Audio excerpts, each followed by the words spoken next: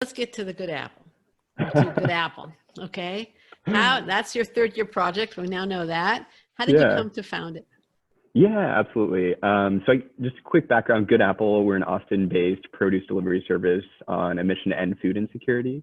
And for every box that a customer buys from us, we deliver another box of fresh food directly to a family in need.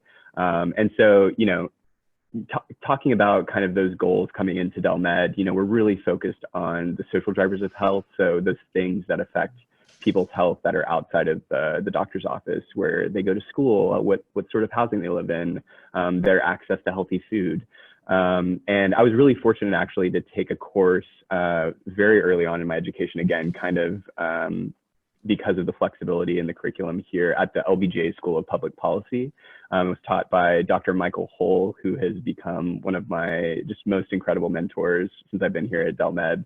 But it was called Solutions for America's Children in Poverty. And what we did was we kind of walked through all of those different social determinants of health and tried to understand, the history of them. And also at the end of the course had an opportunity to pair up with a community partner. So I worked for an entire semester with the Texas Hunger Initiative, which is a organization here in Texas that works on helping unlock certain federal programs for local communities. So ones that you may be familiar with are like the Free and Reduced Lunch Program, which is an incredible program, as well as the Summer Food Service Program. And so it was awesome to kind of get to work directly with an organization working on such important work. But I think I realized, it was the first time that I'd realized what an issue food insecurity was here in Austin.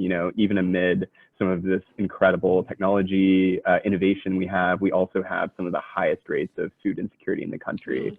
Yeah, 1 in 6 people in Travis County, including over 50,000 children, are unsure where their next meal is coming from. And so for me, that was like just a staggering statistic, and something, knowing what we know about food insecurity and its impact on health outcomes was something I was really passionate about solving. So kind of had that foundation that I built up in first year, and then second year went back into the clinics and kind of similarly continued seeing issues where, I'm taking care of patients with diabetes, and, a core tenet is diet. And unfortunately for a lot of patients, it's hard to have access to healthy food. And so, came back to my third year and really wanted to work on this issue of food insecurity.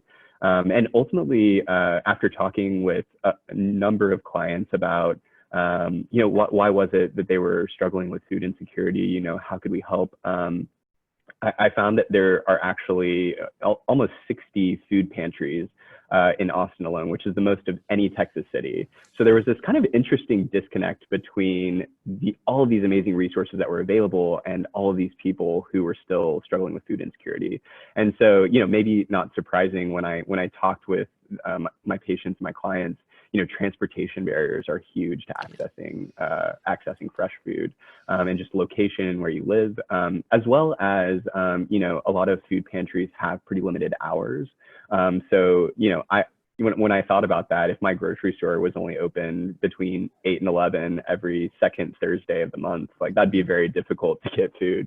So that's kind of how we ended up landing on Good Apple. We really wanted to focus in on this idea that, everyone deserves access to home delivered food, which is, I think, pretty radical and something we're really pushing for. I've been really excited to see some of the federal policies start to move that way as well, which is exciting. But that's what we've been doing to date, and it's been just really exciting work.